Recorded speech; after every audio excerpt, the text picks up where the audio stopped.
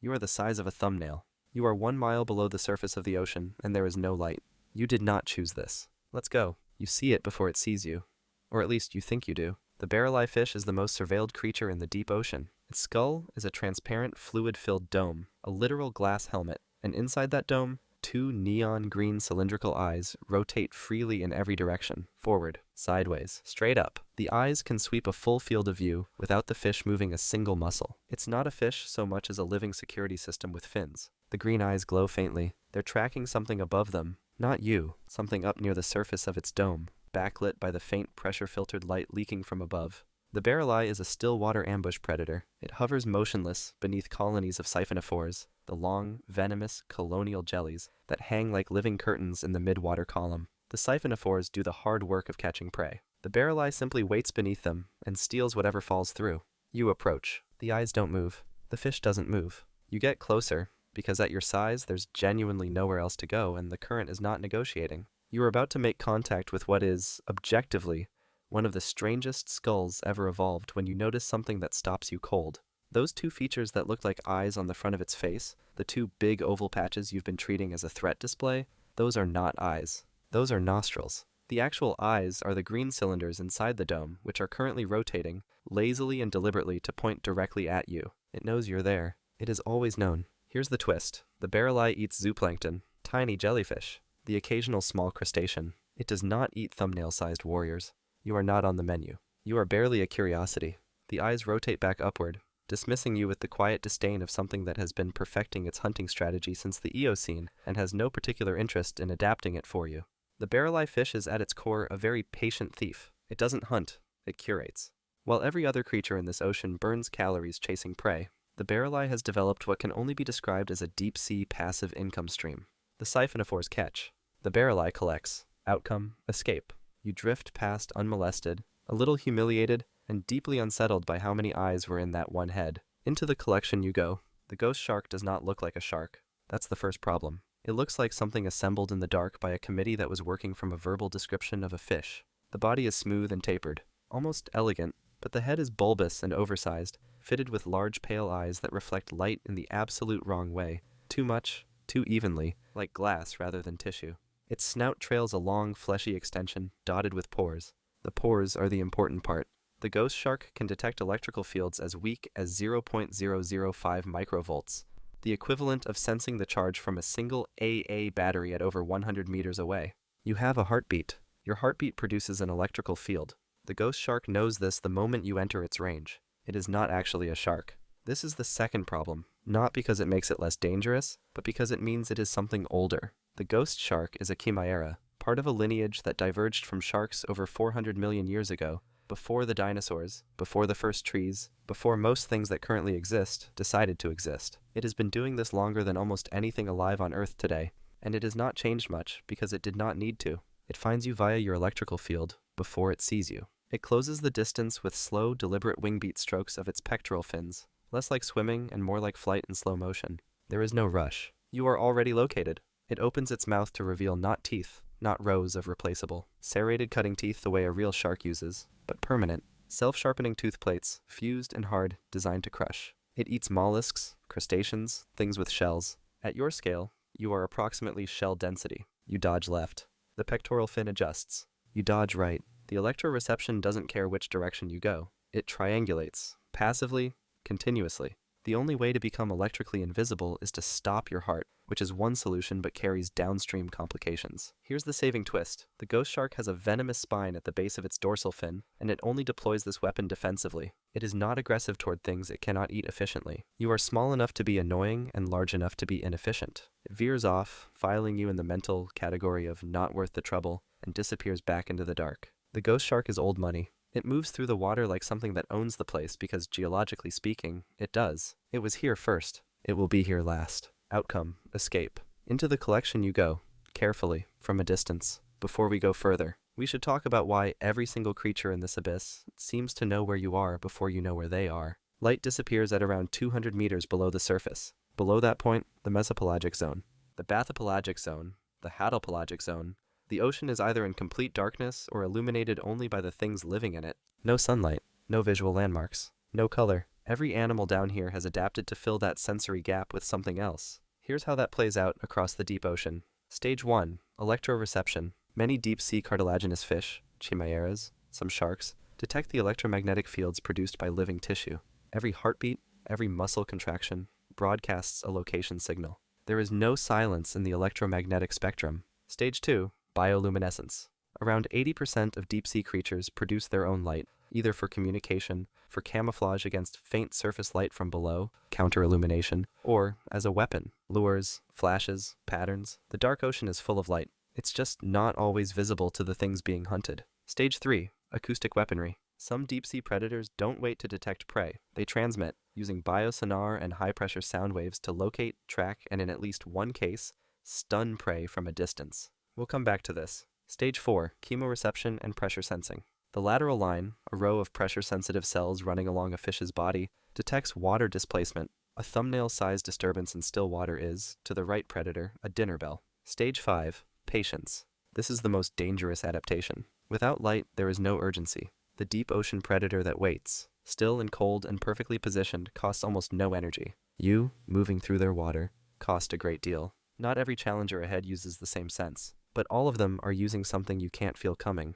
That includes the one that doesn't need to sense you at all, because it's big enough that you're just a rounding error. We'll get to that. The sea spider is winning, and it hasn't moved yet. The deep sea variety, not the tideline species, not the small, vaguely crab-like thing you've seen in rock pools, is a different proposition. Its legs account for up to 90% of its total body mass.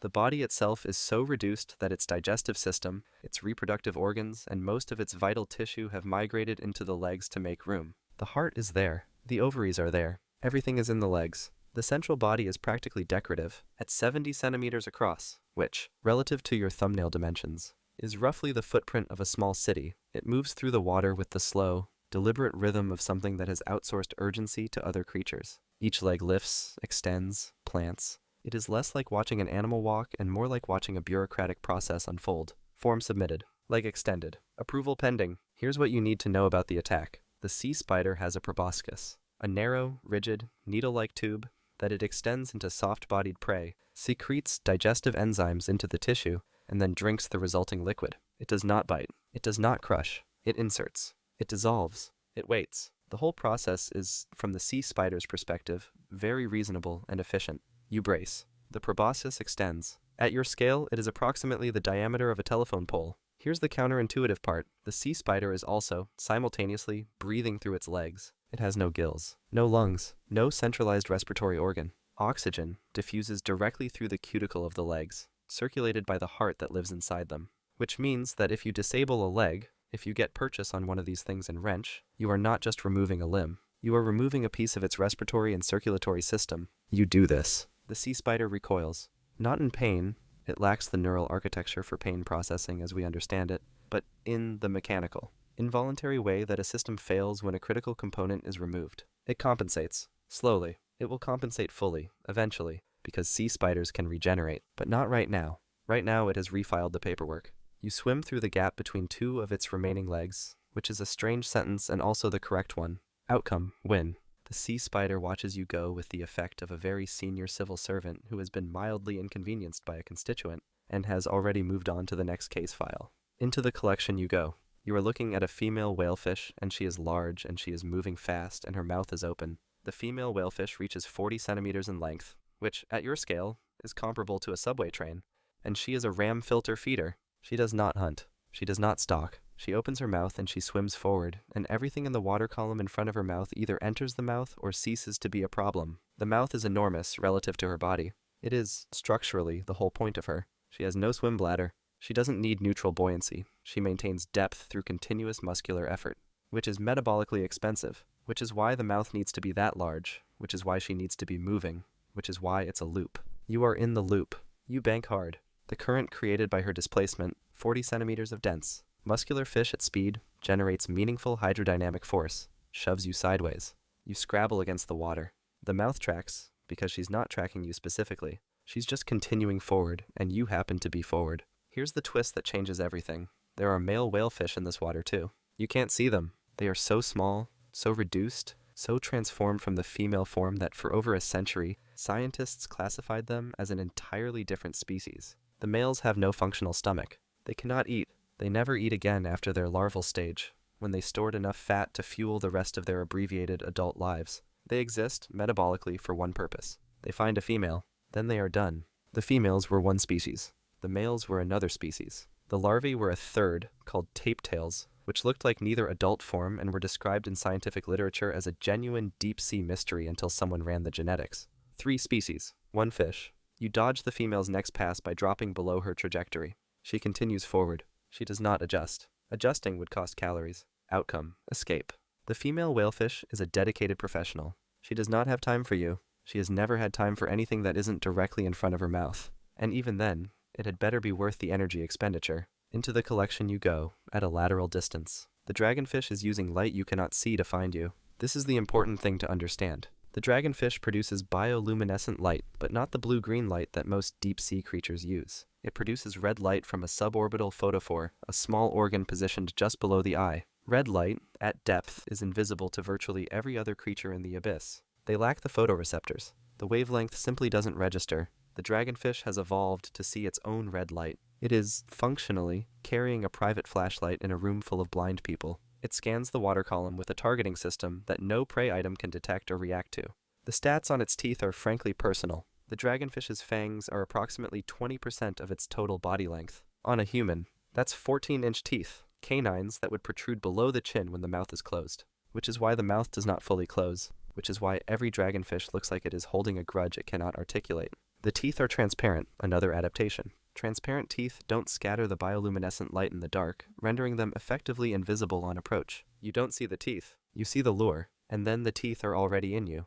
The lure, a small red photophore on the chin barbell, pulses. Once, twice. You are not lured. You are already too close for the approach to matter. It simply opens the jaw, which unhinges, which extends, which presents a geometry of interlocking transparent fangs that function less like a mouth and more like a decision you can't unmake once you're inside it. Here's the counterintuitive part. The dragonfish's stomach can expand enormously, allowing it to consume prey larger than itself. The lure, the stealth, the red flashlight, the invisible teeth, all of this sophisticated infrastructure is built around the simple, humble ambition of eating things bigger than itself in the dark. You are, relative to this fish, quite large. It considers you. The red light sweeps. You kill the thing that bioluminescent predators hate most. You go still. Complete stillness. No heartbeat irregularity. No lateral motion. You become, in the electromagnetic and hydrodynamic spectrum, background noise. The dragonfish, after a long moment that tests the limits of your nerve, drifts elsewhere. Outcome? Escape.